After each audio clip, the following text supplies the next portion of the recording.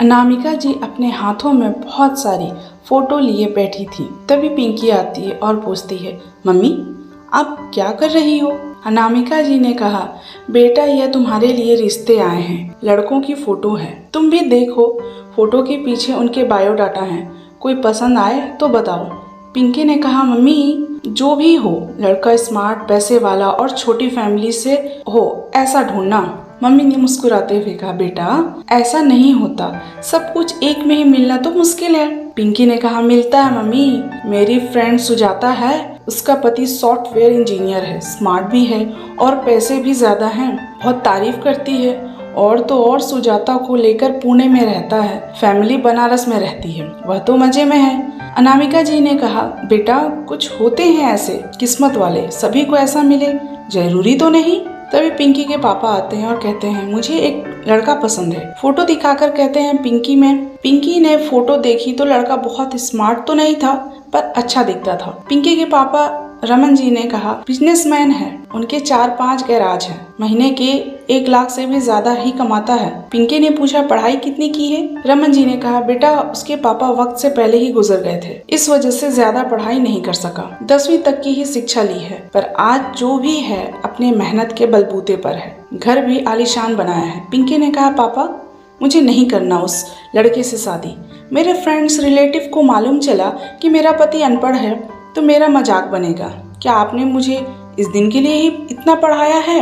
उसे तो मुझे अपने फ्रेंड्स के सामने मिलवाने में भी शर्म आएगी। किसी ने इंग्लिश में बात कर दी तो मेरी इज्जत का फालूदा हो जाएगा। नहीं, मुझे इससे शादी नहीं करनी। सुजाता को मालूम चला तो वह कोई मौका नहीं छोड़ेगी मुझे नीचा दिखाने का। पापा ने समझाया, ऐसा नहीं सोचते बेटा, आपको इज्जत और प्यार सम्मान देने के लिए पढ़ा लिखा होना जरूरी नहीं। तुम पढ़ी लिखी हो तो वह तुम्हारी और कद्र करेगा, वह तो नौकरी करवाने के लिए भी तैयार है, जबकि उन्हें पैसों की कमी नहीं। पिंकी ने कहा, नहीं पापा।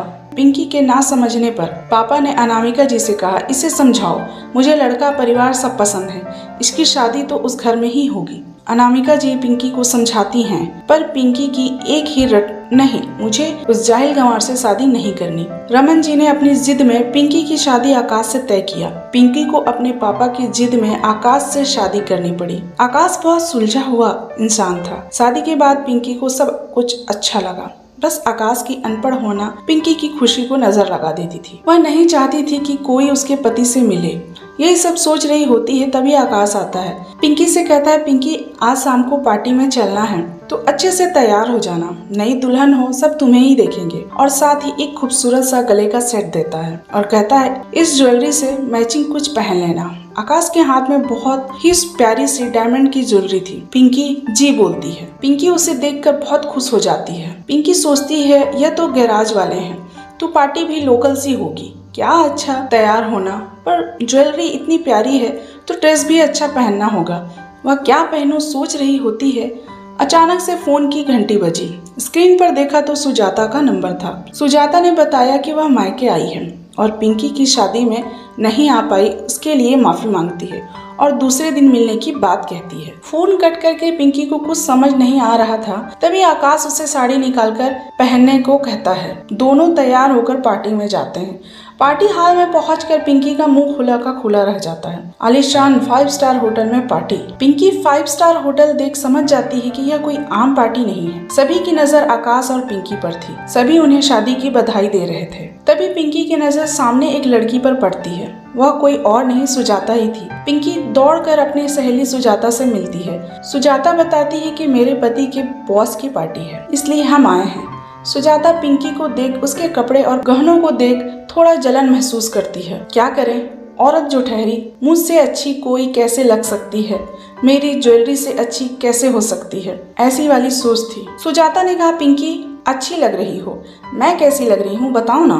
पिंकी ने कहा, बहुत प्यारी लग रही हो। सुजाता ने कहा, ना मुझे मालूम था, मेरे पति ने भी खूब तारीफ की मेरी, मैं मिलवाती हूँ तुम्हें, अभी थोड़ा बिजी हैं, तुम भी मिलवाना अपने पति से। मालूम है, मेरी साड़ी उन्होंने ही निकाल कर दी, यही पहनो, इसमें सुंदर लगोगी। पता है वह मुझसे बहुत प्यार करते हैं, अच्छी कंपनी में जॉब, मेरी बहुत केयर करते हैं। सुजाता अपना और अपने पति का गुणगान कर रही थी और पिंकी के चेहरे का रंग उड़ा था। कि मैं इतने एजुकेटेड लोगों से कैसे मिलवाऊंगी अपने पति को, उन्हें तो इंग्लिश भी नहीं आती, मेरी बेइज्जती हो जाएगी, सुजाता सबको बता देगी। तभी सामने से आवाज आती है, पिंकी यहाँ आओ, किसी से मिलवाना है। सुजाता देखी तो बोली, अरे यह तो मेरे पति हैं। पिंकी शायद यह दोनों एक दूसरे को जानते हैं, तो चलो हम भी एक दूसरे से मिलाते हैं। दोनों आगे बढ़ती हैं। तभी सुजाता का पैर मुड़ जाता है और पिंकी सुजाता को संभालती है, पर दोनों फर्श पर गिर जाती हैं। सुजाता का पति और आकाश दोनों दौड़कर उन दोनों को उठाते हैं। आकाश पिंकी से पूछता है, कहीं चोट तो नहीं लगी, ठीक हो तुम? पिंकी के पैरों को देखते कहता है। पिंकी को आकाश का केयर करना अच्छा लगता है। वहीं सुजाता का पति है, सुजाता पर चिल्लाकर कहता है, क्या सुजाता तुम गंवार हो क्या? तुम्हें हील पहनकर चलना भी नहीं आता? जब नहीं संभाल सकती हो तो पहनकर आई ही क्यों थी? एक तो गंवारों जैसे साड़ी पहन रखा है, अपनी दोस्त को देखो साड़ी भी पहनी है तो क्लास दिखता है। तुम्हें पार्टी में लेकर आओ तो अपनी ही बेइज्जती हो जाती है। आज के बाद मेरे साथ आने की कोई जरूरत नहीं, अपनी ड्रेसिंग सेंस और मेरे साथ चलने के लायक हो जाओ, उस दिन ही तुम्हें लेकर आऊंगा, बोल चला जाता है। आकाश सुजाता से पूछता है, आपको लगी तो नहीं? सुजाता रोने लगती है। पिंकी यह सब सुनकर चौंक जाती है। सुजाता तो कुछ और ही बताती है अपने पति के बारे में। सुजाता कहती है, पिंकी तू किस्मत वाली है, तुझे इतने अच्छे पति मिले। मैं आज तक झूठ बोलती रही अपने पति के बारे में, उन्हें मेरी कद्र नहीं, वह मुझे गंवार समझते हैं। मैं क्या पहनी हूँ, खुश हूँ नहीं हूँ, कोई फर्क नहीं पड़ता। सुजाता की बातें सुन पिंकी की नज़र में आकाश की अहमियत इज्जत बढ़ जाती है और अपनी सोच पर शर्मिंदगी महसूस करती है। वह कहती है, लोग इतने पढ़े लिखे होकर भी जाहिल हैं, उन्हें लोगों की पहचान और इज्जत करनी नहीं आती, और आकाश तो अनपढ़ होकर भी इन सबसे ऊपर है। दोस्तों, अच्छे इंसान की पहचान उसकी अच्छी सोच से होती है, ना कि बहुत पढ़ाई करने से। स्टोरी अच्छी लगी हो तो मेरे चैनल को लाइक, शेयर और सब्सक्राइब जरूर करें। अपना प्यार यूं ही देते रहें। मिलते हैं अगली वीडियो में, तब तक के लिए बाय बाय।